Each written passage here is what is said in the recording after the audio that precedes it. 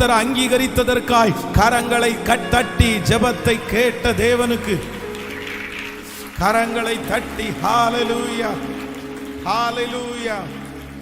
Thank you Jesus. ஆமென் ஆமென் ஆமென். ஹல்லேலூயா. உங்களுடைய தனிப்பட்ட எல்லா ஜெபங்களிலையும் நீங்கள் ஜெபிக்கும்படியாக உங்களை மிகவும் அன்போடு நான் கேட்டுக்கொள்கிறேன். நிறைய ஆண்டவருடைய பிள்ளைகள் வெளி திருச்சபையிலிருந்து கூட இந்த ஸ்பெஷல் ப்ரேயருக்கு ஒரு சிலர் வந்திருக்கிறீர்கள். உங்கள் எல்லாரையும் நாங்கள் எங்களுடைய கம்ஃபர்ட் சர்ச் சார்பாக உங்களை வாழ்த்தி நாங்கள் வரவேற்கிறோம். ஆண்டவர் உங்களை அதிகமாய் ஆசீர்வதிப்பாராக.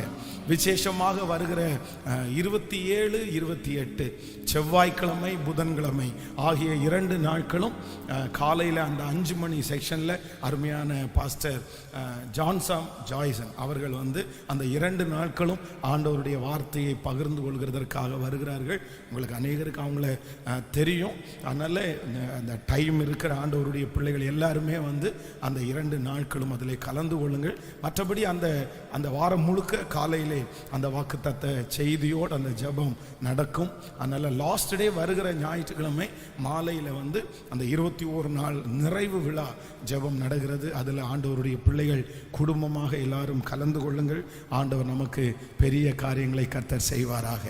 ஆமென் சொல்லுங்கள். எல்லாரும் நம்ம எழுமி நின்று ஒரே ஒரு சங்கீதத்தை 91வது சங்கீதத்தை நம்ம மாறி மாறி நம்ம வாசிக்க போகிறோம். 91வது சங்கீதத்தை எல்லாரும் எடுத்துக்கொள்ளலாம். வேதம் இருக்கிறவர்கள் எங்களோடு சேர்ந்து பக்கத்தில் உள்ளவங்கள கூட பார்த்து நீங்கள் வாசிக்கலாம். சங்கீதம் 91வது சங்கீதத்தை. ஆமென். எல்லாரும் மாறி மாறி அந்த சங்கீதத்தை வாசிக்க போகிறோம். எடுத்துக்கொண்டீர்களா? 728வது பக்கத்தில் இருக்கிறது. 728வது பக்கம். ஒருவேளை இது பைபிள் இல்லாதவங்க இங்கே எல்சிடியில் வந்து அதை போடுவாங்கன்னு நினைக்கிறேன். வாசிக்கலாம். உன்னதமானவரின் மறைவில் இருக்கிறவன் சர்வ வல்லவருடைய நிழலில் தாங்குவான்.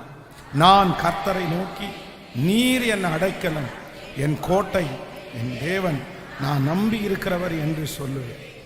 அவர் உன்னை வேடனுடைய கண்ணிக்கும் பாழாக்கும் கொள்ளை நோக்கியும் தப்புவி. அவர் தமது சிறகுகளாலே உன்னை மூடுவார். அவருடைய செட்டைகள் கீழே அடக்கலம் புகுவார்.